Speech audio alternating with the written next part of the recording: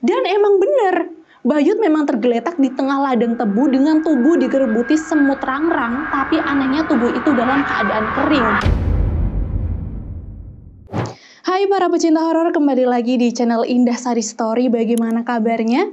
Kisah mistis hari ini datang lagi dari daerah Jawa Timur nih. Kisah mengenaskan dan aneh yang dialamin sama Simba-Simba umur 90 tahunan. Semua kisah bakal diterangkan dengan detail sama tetangga sebelah rumah Simba itu. Dan biar kalian paham sama alurnya, saya akan menceritakan lewat sudut pandang orang pertama ya. Dan langsung aja kita masuk ke ceritanya.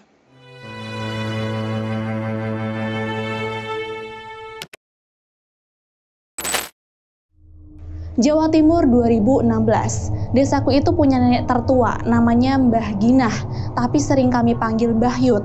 Saat ini beliau usianya kurang lebih 98 tahun. Sama seperti nenek pada umumnya, beliau itu badannya kecil, kurus, dan sedikit bongkok.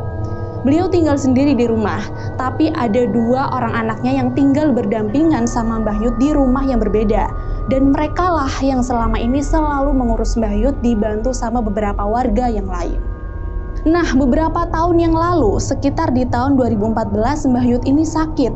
Dari diagnosanya sih beliau sakit karena emang udah tua, sakit layaknya orang lanjut usia lah. Dan sejak saat itu beliau jadi susah beraktivitas, bahkan buat berjalan aja beliau harus menggunakan tongkat. Semenjak itu juga Mbah Yut semakin perlu diperhatikan. Untuk kebutuhan hidup, kedua anaknya terus berusaha memperhatikan Mbah Yut mulai dari makan sampai keperluan lain. Dan aku adalah Harini. Aku tetangga yang tinggal di sebelah rumah Mbah Yut. Ada cerita yang cukup bikin merinding dan membuat desa jadi heboh waktu itu. Jadi, 1 tahun semenjak Mbah Yut sakit, mulai ada keanehan sama penyakit yang dialami Mbah Yut. Awalnya aku dan sekeluarga merasa terganggu sama keberadaan Mbah Yut saat kejadian itu. Bukan tanpa alasan, soalnya setiap malam Jumat sampai siang menjelang sholat Jumat, Mbah Yut itu selalu nangis. Nangisnya tuh kayak orang lagi kesakitan banget. Dan yang bikin merinding, Mbah Yut itu sering berteriak, "Panas, tolong ojo dipasung nang kene, aku ojo dipasung nang kene." Hampir setiap malam Jumat pasti kumat, teriak-teriak mengucapkan kalimat itu. Tapi ternyata semakin lama teriakan itu nggak hanya terjadi di setiap malam Jumat, semakin lama malah setiap malam dia nangis sambil teriak-teriak. Nah, kebetulan kamarku itu deket sama rumah Mbah Yut, jadi aku selalu dengar teriakan Mbah Yut setiap kali dia kambuh. Ada lagi nih kebiasaan Mbah Yut yang menurutku nggak biasa. Beliau itu kalau tidur bisa 3-4 hari nggak bangun. Terus kalau bangun, beliau juga bisa 3-4 hari nggak tidur. Nah, pas Mbah Yut bangun itulah dia sering kambuh nangis sambil teriak-teriak seperti yang aku ceritain tadi. Hal itu terjadi selama bertahun-tahun tanpa adanya perubahan. Bahkan anak sama menantunya harus gantian jaga dan rela ninggalin pekerjaan mereka demi menjaga Mbah Yut. Saat ini sudah bertahun-tahun Mbah Yut dalam kondisi seperti itu. Semakin lama fisik Mbah Yut semakin lemah. Bahkan untuk makan pun Mbah Yut harus disuapi dan benar-benar nggak bisa apa-apa. Tapi tetap saja Mbah Yut masih sering kambuh, teriak-teriak nggak jelas, terutama setiap malam Jumat. Nah, suatu hari nih di malam Jumat, bapak-bapak di desaku lagi yasinan rutin di masjid termasuk bapakku sendiri. Alhasil yang nungguin rumah Mbah Yut itu cuma kami para wanita. Aku, adikku yang bernama Yati, ibu Mbah Uti, sama anak dan menantunya Mbah Yut. Kita nonton TV bareng-bareng, tapi tiba-tiba Yati ketakutan sambil nyolek-nyolek ibu. "Bu, itu Mbah Yut." Ibu yang masih fokus sama TV-nya pun cuma nanggepin Yati biasa aja. "Iya, ibu tahu, Mbah Yut ada di kamar." Tapi pas Yati bilang kalau Mbah Yut bisa berdiri sendiri, semua orang langsung noleh ke arah yang ditunjuk Yati. Dan bener apa yang dia omongin, ini bener-bener gak masuk akal. Karena tiba-tiba aja Mbah Yut itu bisa berdiri dan duduk sendiri. Waktu itu kita yang ada di sana kaget campur takut. Jelas, selama ini Mbah Yut kan udah bertahun-tahun nggak bisa berdiri dan cuma bisa rebahan di kasur. Tapi secara tiba-tiba beliau bisa berdiri seperti orang sehat. Dan satu lagi, waktu itu Mbah Yut mengucapkan kata-kata aneh. "Aku arep mulih, iki untuk omahku." Wah, merinding rasanya. Dan di antara kami cuma ibu yang berani deketin Mbah Yut. Selama ini emang ibu itu termasuk orang yang peka terhadap hal-hal yang berhubungan sama hal gaib gitu. Dia yang sadar kalau Mbah Yut udah ngawur langsung nanya, Badhe mantuk teng pundi, Mbah? Niki lho daleme panjenengan piyambak. Tapi Mbah Yut mengelak kalau rumah itu bukan rumahnya. Dia bilang kalau rumahnya itu di Punden Putuk, nggak tahulah tempat apa itu. Terus ibu yang merasa aneh pun langsung megang tangan Mbah Yut sambil menatap tajam matanya. Gak tahu apa yang terjadi, tiba-tiba Mbah Yut ini teriak-teriak. Cuma dengan suara yang beda, suaranya berat kayak suara laki-laki. Saat itu ibu minta tolong sama menantunya Mbah Yut yang namanya Mbah Nimas untuk megangin tangannya. Saat itu aku juga ikut megangin kakinya. Terus di sebelah kami ada Mbah Uti yang lagi berdoa sebisa beliau dengan harapan bisa nenangin Mbah Yut. Dan gak tahu apa yang dipikirin Mbah Nimas ini, tiba-tiba dia lari ke belakang dan ngambil air comberan. Yang ujung-ujungnya air comberan itu langsung disiramin ke tubuhnya Mbah Yut. Aku sama sekali gak nyangka cara itu akan berhasil. Secara tiba-tiba, Mbah Yut yang awalnya kayak orang kesurupan langsung sadar setelah disiram air comberan. Tapi ternyata kata Mbah Nimas, kalau Mbah Yut kumat, satu-satunya cara yang bisa dilakukan ya cuma itu, menyiramnya dengan air comberan. Aneh banget sumpah. Di malam Jumat yang lain, keluargaku mampir lagi ke rumah Mbah Yut. Saat itu kebetulan aku nggak bisa ikut ke rumah Mbah Yut karena lagi dikejar deadline sekolah dan terpaksa di rumah sendirian. Dari dalam rumah lagi-lagi aku dengar suara Mbah Yut kambuh.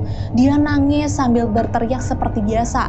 Sebenarnya aku udah terbiasa sih dengan hal-hal seperti itu dan ya udahlah. Tapi sesaat kemudian ibu itu manggil-manggil aku dari rumah Mbah Yut, nyuruh aku buat manggilin Mbah Fari. Jadi Mbah Fari ini anaknya Mbah Yut. Pada jam itu aku langsung pergi nyusul Mbah Fari yang lagi yasinan. Dan setelah aku ceritakan kejadian yang ada, akhirnya Mbah Fari pulang mengajak salah seorang sesepuh desa dan Pak Kiai untuk ikut serta. Bener aja, begitu sampai di rumah, keadaan rumah Mbah Yut udah berantakan. Barang-barang berserakan di mana-mana. Ibu sama Mbah Nimas juga lagi menghalang-halangi Mbah Yut yang mau kabur. Saat itu, Yati adikku dan Mbah Uti udah disuruh pulang karena keadaan yang udah bener-bener berbahaya. Mbah Fari sesepuh desa sama Pak Kiai kemudian masuk ke rumah dan langsung menahan Mbah Yut. Pas ditanya sambil dibacain doa sama Pak Kiai, Mbah Yut jawabannya sama. Kalau dia itu pengen pulang ke Punden Putuk karena tempat itulah rumahnya. Dengan berbagai cara mereka mencoba menahan Mbah Yut bahkan sampai dipasung. Namun mereka masih aja kalah tenaga sama Mbah Yut. Memang sulit dipercaya sih, tapi saat itu aku ngeliat pakai mata kepalaku sendiri dan ada saksi yang lain juga. Pak Kiai kemudian nyuruh Mbah Fari buat nunggu di luar dan nunggu aba-aba darinya karena dia punya satu rencana. Nah setelah itu Pak Kiai baca doa dan melepaskan pasungan di kaki Mbah Yut. Seperti dugaan semua orang yang ada di sana, Mbah Yut langsung lari keluar rumah dan di saat yang tepat Pak Kiai memberi aba-aba ke Mbah Fari untuk menangkap Mbah Yut. Nah pas ditangkap itulah tiba-tiba Mbah Yut kembali tenang dan tidak berdaya seperti sebelumnya. Kejadian malam itu benar-benar aku ingat terus. Sebuah kejadian yang sangat tidak masuk akal dan buat aku merasa semakin penasaran sama apa yang terjadi dengan Mbah Yut ini. Sayangnya kejadian itu bukan akhir dari masalah yang dialami sama Mbah Yut. Keadaan Mbah Yut malah jadi semakin mengenaskan. Dia jadi sering kabur kesurupan, bahkan pas tidur pun kaki Mbah Yut sampai harus diikat sama kakinya Mbah Fari sama Mbah Nimas. Soalnya sempat kejadian tuh saat anak-anaknya lagi tidur, Mbah Yut kambuh terus mencoba untuk kabur lagi. Mereka yang semakin khawatir juga sampai meminta tolong ke berbagai pihak, mulai dari pertolongan medis, orang pintar, kiai dari berbagai kota, bahkan luar daerah, tapi sayangnya masih belum ada solusi dari mereka. Ada yang bilang Mbah Yut ini ketempelan leluhur beliau, terus ada juga yang bilang Mbah Yut ketempelan anak beliau yang sempat keguguran dulu, bahkan ada yang bilang Mbah Yut harus melakukan suatu syarat biar semua selesai. Dan ada lagi nih yang lebih nyeleneh, ada satu orang yang menurutku sih lebih pantas disebut dukun. Dia bilang rumah Mbah Yut itu dikirimi sesuatu seperti santet, katanya perut Mbah Yut juga akan membesar. Dukun itu ngelakuin ritual di rumah Mbah Yut. Dia bawa telur terus ditempelin ke tubuhnya Mbah Yut sambil baca mantra. Dan pas telur itu dipecahin ada jarum karatan di dalamnya. Tapi yang jelas dia bohong karena apa yang dia katakan tidak pernah terjadi. Oh iya, rumah kami itu terletak di daerah pegunungan. Di depan daerah rumah kami ada sawah modelnya itu terasering yang berundak-undak. Nah, selisih antar petak itu lumayan tinggi, paling rendah itu 1 meter dan yang paling dalam itu bisa sampai 4 meter. Semakin ke bawah akan semakin curam dan sawah di depan kami itu ada 4 undakan. Sekat antara sawah satu dan yang lain juga dibatasi sama sungai kecil yang sulit dilewatin karena pakai jembatan bambu. Dan setelah sungai kecil itu ada kebun tebu seluas 3 hektar yang bentuknya seperti lembah. Saat itu hari sudah mulai malam dan hujan, tapi ibu nggak ngeh kalau hari itu udah hujan sejak siang. Kalau dari dalam emang nggak kerasa kalau di luar lagi hujan. Mungkin orang sini nyebutnya hujan mendung putih ya, soalnya tetesan air hujannya cuma rintik-rintik terus awet gitu. Karena malam itu Bapak tidak ikut tahlilan sama seperti Jumat sebelumnya dan tidak ada niatan untuk menjenguk Bahyut ke rumahnya, kami pun cuma nonton TV bareng. Dan pas malam udah makin larut, tiba-tiba Bapak nyeletuk. Tumben ya, Bahyut malam Jumat begini tenang-tenang aja. Biasanya jam segini udah mulai kambuh dia. Dan aku pun langsung nyaut lah. Iya Pak, mungkin lumayan tenang kali dia. Aku inget banget, malam itu adalah Kamis Legi. Awalnya kami serumah senang karena nggak dengar suara berisik seperti biasanya. Dan saat kami intip keluar pun, kondisi di rumah Bahyut itu juga adem ayem. Tapi ketenangan itu ternyata hanya berlangsung sebentar. Pukul 9 malam kami masuk ke kamar masing-masing. Waktu kami udah yakin banget bisa tidur dengan nyenyak, ternyata tidak.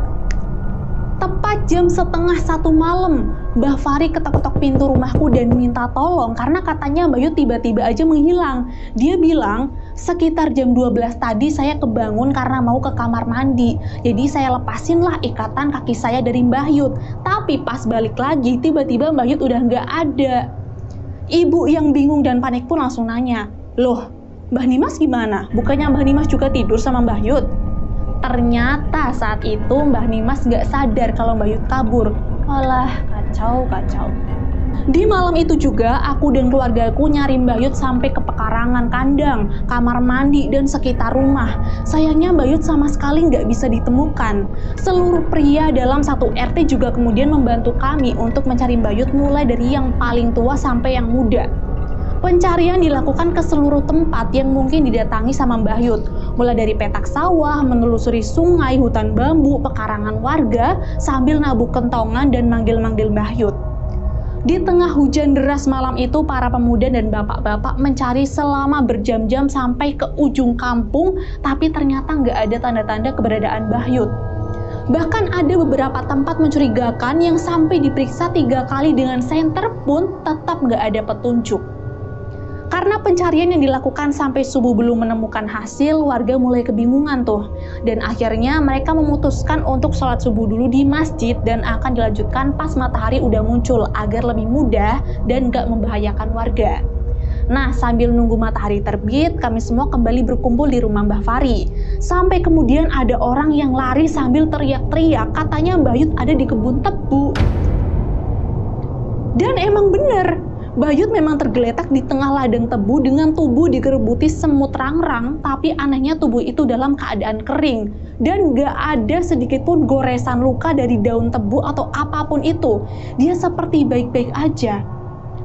Waktu itu warga takut pas ngelihat Bahyut nyengir. Tapi meski begitu, warga yang datang tetap memaksa untuk mengangkat tubuh tua itu menaiki motor pulang ke rumah. Mengingat kondisi rumah yang udah aku jelasin tadi, aku langsung nanya ke bapak dong. Pak, gak mungkin kan Bahyut bisa ke tengah ladang tebu ini sendirian? Ini jauh banget loh dari rumah. Dan bapak pun jawab, Bapak juga gak ngerti, Nduk. Berarti kan seharusnya Bahyut harus lewat pinggiran tebing dan nyebrang jembatan bambu dulu. Bener-bener aneh. Sesampainya mereka di rumah, Pak RT yang keheranan langsung menanyai Bahyut, dan Bahyut menjawab dengan tatapan yang lemah. Aku iku mau bengi dijak bapak numpak becak delok ludruk. Ludruk itu kayak drama tradisional gitu loh. Dan mungkin bapak yang dimaksud sama Bahyut ini adalah almarhum suaminya yang sudah lama meninggal. Jelas seluruh warga keheranan dengan jawaban Bahyut yang seperti itu. Namun karena sudah memastikan Bahyut ini tenang, kami dan seluruh warga pun memutuskan untuk pulang ke rumah masing-masing. Kejadian hilangnya Bahyut saat itu benar-benar membuat satu desa bingung.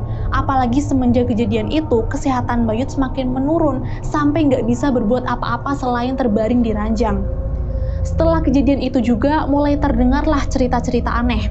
Jadi, ada beberapa bapak-bapak yang lagi ngeronda. Pas mereka melewati rumah Mbah Yut, mereka ngelihat sosok kakek-kakek duduk di teras rumah Mbah Yut. Cuma diem gak ngelakuin apa-apa. Dan pas selesai berkeliling dan ingin menyapa kakek itu, anehnya kakek itu udah menghilang tanpa jejak. Hal ini ternyata terjadi beberapa kali dan disaksikan oleh beberapa orang yang ronda. Mengetahui kejadian itu, aku pun mencoba mencari tahu sebenarnya ada apa sih dengan Mbah Yut sampai ada banyak kejadian aneh tentang dia. Aku bertanya sama Mbah Utiku, dia bilang ada ritual pesugihan yang pernah dilakukan sama Mbah Yut dan almarhum suaminya. Punden Putuk itu adalah tempat sakral yang letaknya gak jauh dari desaku. Jadi dulu Mbah Yut itu orang gak punya, terus beliau sama almarhum suaminya memutuskan untuk melakukan ritual pesugihan di Punden Putuk. Dan memang gak main-main, setelah melakukan ritual itu gak lama Mbah Yut dan almarhum suaminya jadi kaya dan jadi juragan tanah dalam waktu singkat. Dulu rumah Mbah Yut ini juga dihias serba hijau, mulai dari gorden, taplak meja, kelambu, sprei, dan semua ornamen rumahnya berwarna hijau. Lalu yang lebih mengerikannya lagi, beberapa anak dan cucunya yang ada di dalam kandungan meninggal. Dan beberapa orang yang mengerti tentang hal ini pun bilang kalau mereka itu dijadikan tumbal sama Mbah Yut dan almarhum suaminya. Almarhum suami Mbah Yut juga kesulitan meninggal saat sakaratul maut. Siksaannya sangat berat. Jadi waktu itu sesepuh desa minta disembelihkan kambing kendit yang warnanya hitam putih. Kambing itu disembelih di Punden Putuk tempat Mbah Yut dan almarhum suaminya melakukan pemujaan. Dan katanya pas nyembelih kambing itu beliau dibantu oleh banyak sosok. Yang konon kabarnya sosok-sosok itu adalah para tumbal yang rohnya disandra di sana. Cerita Mbah Uti waktu itu benar-benar bikin aku merinding. Tuhan, demi kekayaan Mbah Yut sampai tega mengorbankan janinnya dan janin cucunya sendiri yang belum lahir. Aku hampir gak percaya sama cerita Mbah Uti waktu itu. Namun, apa yang terjadi tentang Mbah Yut membuat semua cerita Mbah Uti jadi masuk akal. Kemudian di tahun 2018, aku pindah keluar kota sampai lama gak mendengar kabar tentang Mbah Yut. Saat itu aku jadi ingat saat Mbah Yut masih menempati rumah joglonya yang memiliki 3 kamar berjajar. Aku selalu ingat kalau kami dan orang lain dilarang masuk ke kamar tengah di rumah itu. Pernah sih sekali kamar itu kebuka dan beberapa dari kami sempat ngeliat apa yang ada di dalam sana. Jadi di dalam sana itu ada sepasang keris tersimpan sama sesajen pisang raja serta bunga-bungaan. Gak cuma itu, setiap malam Jumat biasanya Mbah Yut dan almarhum suaminya akan menyiapkan kopi pahit, sirih buat nginang, dan rokok yang dibungkus kulit jagung. Pernah juga tuh aku iseng masuk ke kamar dan buat Mbah Yut marah besar. Terkadang aku penasaran sama keadaan Mbah Yut dan ingin nanya sama orang di desa. Tapi kemudian di akhir tahun 2018, aku dapat kabar kalau Mbah Yut udah meninggal dunia setelah dilakukan ritual sama seperti almarhum suaminya. Ritual penyembelihan kambing kendit di tempat sakral itu lagi, sebuah tempat di mana semua tragedi yang dialami Mbah Yut bermula, sebuah tempat di mana mereka berdua melakukan pemujaan, sebuah tempat yang disebut dengan nama Punden Putuk.